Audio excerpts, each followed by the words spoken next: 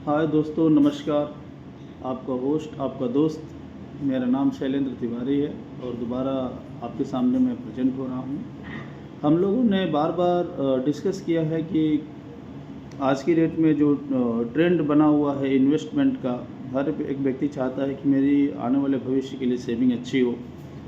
तो उस बारे में हम लोगों ने कई बार वीडियो बनाया है और आज मैं एक एक्सक्लूसिवली आप लोगों के लिए कुछ प्रेजेंटेशंस मैं दे रहा हूँ जो डेफिनेटली आपको ठीक लगेगा। और मैं उम्मीद करता हूँ कि आप इस चैनल को लाइक और सब्सक्राइब करेंगे अगर आपको ये पसंद आता है, और उसकी वजह से क्या है कि हम और भी प्रेरित होंगे दूसरी अलग से वीडियो भी पोस्ट करने के लिए। सो चलते हैं दोस्तों, आज बात करते हैं इन्वेस्टमेंट के लेकर के।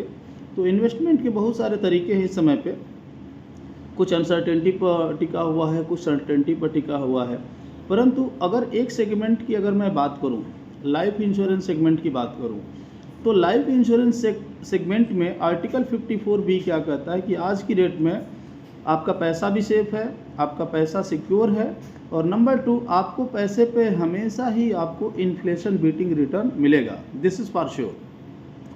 अब बात करते हैं कि अगर मुझे लाइफ इंश्योरेंस में ही इन्वेस्टमेंट करना है तो मुझे किस पोर्टफोलियो में इन्वेस्टमेंट करना चाहिए। सो माय डियर फ्रेंड्स, इसको बोलते हैं different oaks need different stroke.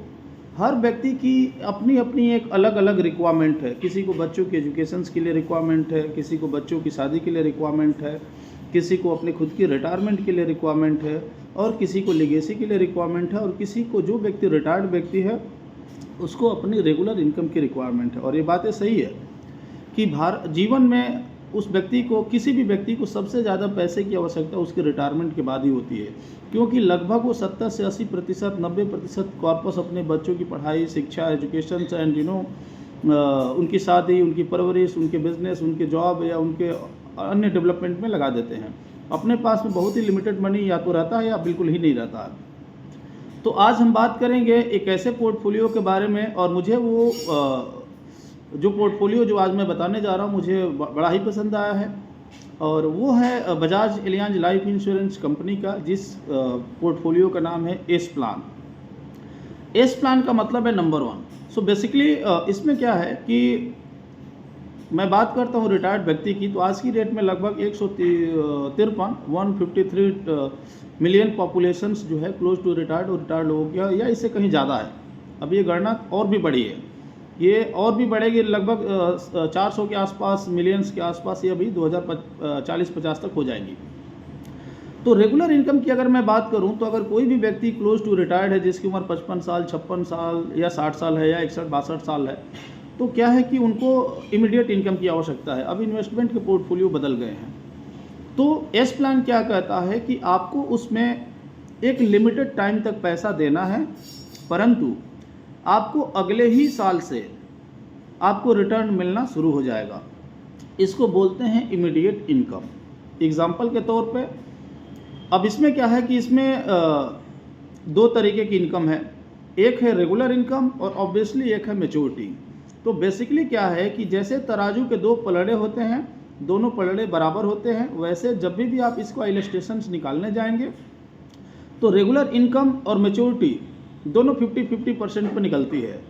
परंतु इसमें क्या है कि एक अच्छी बात व्यक्ति कस्टमर के लिए है कि अगर कस्टमर कहता है कि मुझे रेगुलर इनकम ज़्यादा चाहिए, तो आप उसके रेगुलर इनकम के परसेंटेज को इलस्ट्रेशंस में बढ़ा दीजिए। अप टू द 90% आप कर सकते हैं, जो कि शुरू होता है 50% से। जब अगर आप रेगुलर इनकम के परसेंटेज को बढ़ाएंगे तो आपके वेल्थ के परसेंटेज को थोड़ा कम करना पड़ेगा। आपको ये देखना पड़ेगा कि टोटल मिलाकर के 100% का वो रेशियो होना चाहिए, नंबर 1। अब बात करते हैं कि अगर कस्टमर 1 लाख रुपया प्रीमियम जमा करता है और वो 10 साल जमा करता है, क्योंकि कस्टमर को 3 बातों से ही मतलब है, देना कितना है, कितने साल देना है, और मुझे मिलेगा क्या। तो अगर कस्टमर 1 लाख रुपया प्रीमियम जमा करता है तो उसको सिर्फ और सिर्फ 10 साल देना है, लेकिन अगले ही साल से हम उनको 26,000 रुपीज़ देना शुरू कर देंगे, और कॉन्टीन्यूसली हम उनको 30 साल तक लगातार देंगे। यहाँ पे हमें दोबारा समझना है कि उस व्यक्ति को 1-1 लाख रुपया देना है, 10 साल देना है, परंतु अगले ही साल से उनकी इनकम शुरू हो जाएगी, दूसरे ही साल से, और लगातार 30 साल तक हम देंगे। देना तो 10 ही साल में बंद हो गया, लेकिन हम इनकम 30 साल तक दे रहे हैं। उसके बाद बजाज एलियांज क्या करती है, 30 साल इनकम देने के बाद में आपको एक मैच्योरिटी देगी और मैच्योरिटी भी आपको 26 लाख रुपीस देगी, जो कि 100% टैक्स फ्री है। जो इनकम आ रही है 30 साल तक वो भी टैक्स फ्री है, 26,000 रुपये साल की इनकम आ रही है वो भी टैक्स फ्री है, और जो 26 लाख रुपये मैच्योरिटी आ रहा है वो भी आपका टैक्स फ्री है। अब गिवन गेट देखिए, आपने 1 लाख रुपया दिया, आपने 10 लाख रुपया दिया, और आपको कितना पैसा मिला। नंबर 1, अगर आपने खुद भी आपका इसमें खुद का इंश्योरेंस है, कल की डेट में अगर कोई दुर्घटना होती है तो 11 टाइम इसमें जीवन बीमा है, इंश्योरेंस है, आपकी फैमिली को मिलेगा, और मतलब आपको फैमिली को किसी पे सर्वाइव या सफ़र करने की आवश्यकता नहीं पड़ेगी।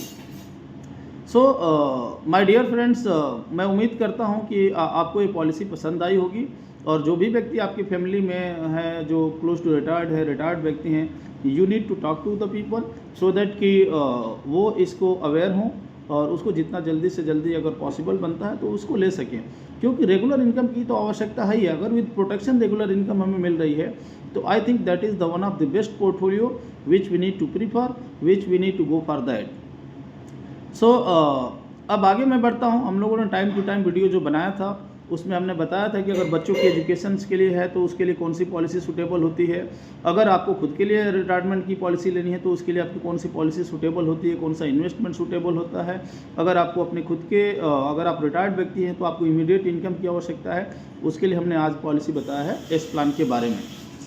ये सारा पैसा टैक्स फ्री है और इन्फ्लेशन बीटिंग के रिटर्न के हिसाब से है आपका। सो बहुत ही बेहतर ये इन्वेस्टमेंट है, और मैं आपसे रिक्वेस्ट करूंगा कि आपके पास भी होना चाहिए, आपके फैमिली मेम्बर के भी पास में होना चाहिए, और आपके दोस्त पड़ोसी या सबके पास में ये ज़रूर ये पोर्टफोलियो आपके पास में ये होना चाहिए। इसके अलावा दोस्तों अपील करूंगा मैं आपसे कि अगर आपको ये पॉलिसी समझ में आ गई है तो आप इसको लाइक और सब्सक्राइब करेंगे। और नंबर नेक्स्ट, अगर आपको कोई भी एक्सक्लूसिवली अगर कुछ भी जानकारी चाहिए तो आप डेफिनेटली इस चैनल के माध्यम से आप कमेंट में पोस्ट करेंगे, सो दैट कि हम उस लेवल का वीडियो आपको बनाएंगे। पर्पस हमारा बस इतना है कि not only for the single company, बल्कि यहाँ पे लगभग 80 लाख 90 लाख लोग इंश्योरेंस इंडस्ट्री में काम कर रहे हैं।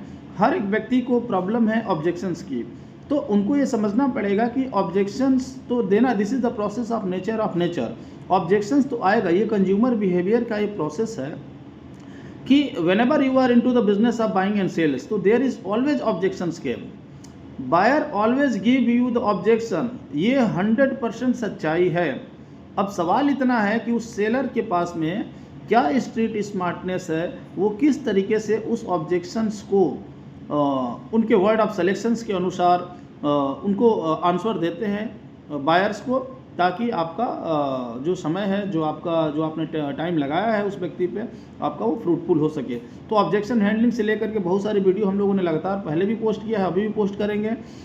रिक्रूटमेंट कहाँ पे करना चाहिए, whom to recruit, where to recruit, how to recruit, and what is the new resources which you have to opt, वो भी हम लोग डिस्कस करेंगे या दूसरी वीडियो बनाएंगे उसको हम लोग बहुत ही जल्दी। So thank you very much, आज के लिए इतना ही है। Thank you very much and I wish you all the best. और चलते चलते मैं सिर्फ इतना ही बोलूँगा कि संगीत सुनने से ज्ञान नहीं मिलता और मंदिर में जाने से भगवान नहीं मिलता। यूँ तो पूजे जाते हैं पत्थर भी धरती पे, क्योंकि पूजने लायक यहाँ पे कोई इंसान नहीं मिलता। I wish you all the best, have a great day, thank you very much.